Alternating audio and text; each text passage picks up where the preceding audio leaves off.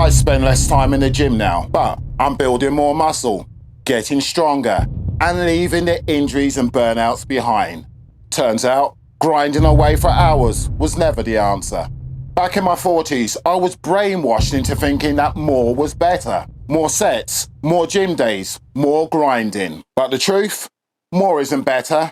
Better is better. And better means training smarter, not longer.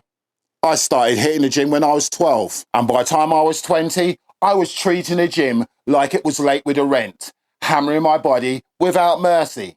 And by the time I was 40, I was drowning in push-pull legs, full body splits, and an endless shuffle of exercises, changing them like I changed my socks, thinking variety was the key. I wore my aches and strains like battle scars, convinced that the pain was the price of muscle. But in reality, I was grinding myself into the dust, not building strength. I was just surviving the beating. And then 5 years ago, I made a conscious decision to stop all the madness. I slashed my training down to twice a week. And let me tell you, in my 43 years of lifting, it's the single best decision I ever made. If I could go back to my early 40s, I'd shake myself by the collar and say, train less, train smarter, train with intensity, not with excess. That's when I discovered Mike Menza's high intensity training protocol and everything changed. Now, in case you don't know, Mike Menza's training wasn't about mindless volume. It was about intensity, pushing every set safely to the limit, then stepping away to let the muscles grow instead of grinding it into the dust. Now, don't get me wrong, breaking away from the more is better trap was hard work. Years of hammering away in the gym had hardwired me to believe that if I wasn't doing more, I wasn't doing enough. But once I embraced the power of less volume, higher intensity, and recovery, I never looked back because the results spoke for themselves. A couple of years ago, I took it further. I modified Mike Menza's training to incorporate slow motion reps. Not because moving weight slowly magically built more muscle, but because at 55, it allows me to get stronger without wreaking havoc on my joints.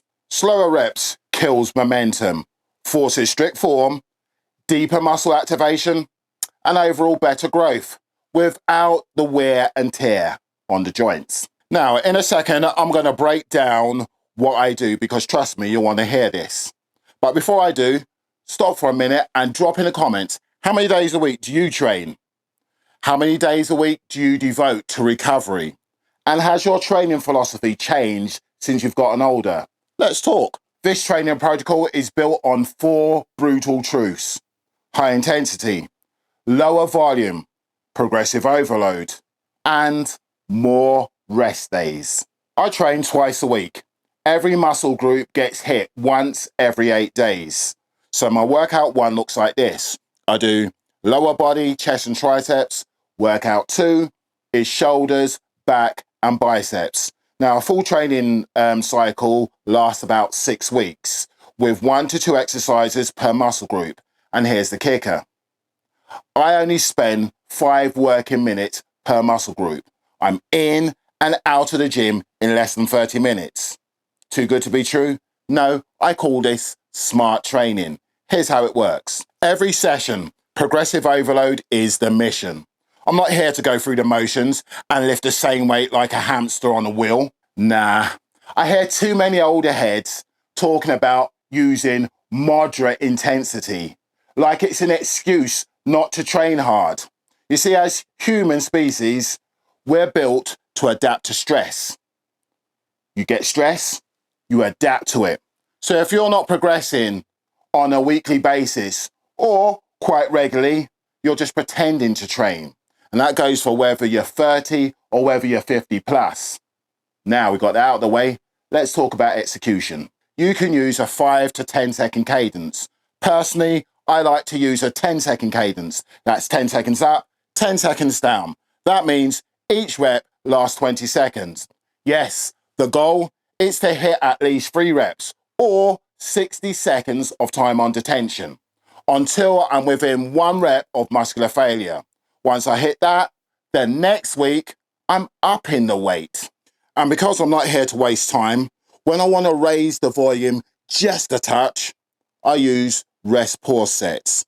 This is how it works. After my last slow repetition, I take 10 seconds to breathe, then hammer out 2 to 3 rest pause sets of 5 normal speed repetitions, each with 10 seconds rest between them. So in my current training cycle, these are the exercises that I'm doing. We kick workout 1 off with belt toe squats.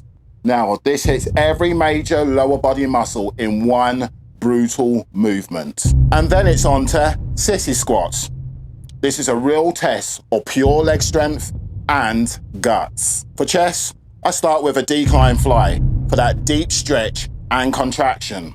And then I follow that up with a plate-loaded incline press for maximum chest activation. And then we're gonna hit those triceps with press downs and skull crushers, because weak triceps don't belong on strong arms.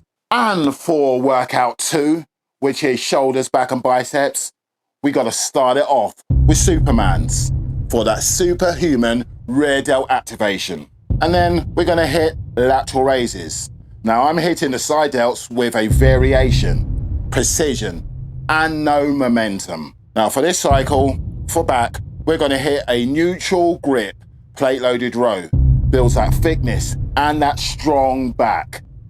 And then we follow that up with lat prayers. That carves out the lats like a sculptor. Now here's something different for biceps. I start with a weighted reverse pull down. We do 1 repetition, yes, you heard me right, 40 to 45 seconds, until I can't hang on to that bar any longer. And then I'm gonna superset that with plate loaded drag curls for maximum tension for that brutal bicep growth.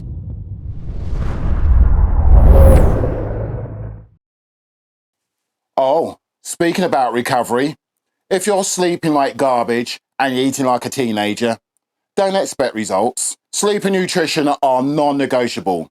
If your sleeping sucks, watch this video. I'll break down how to fix it fast. One last thing, movement is key, even on your off days. A simple walk will do wonders for your recovery, metabolism, and overall performance. Now you know that more isn't better over 40. We need to now tackle how to stop those gains falling through the cracks. And that's what we're covering in the next video. So hit the link. Peace.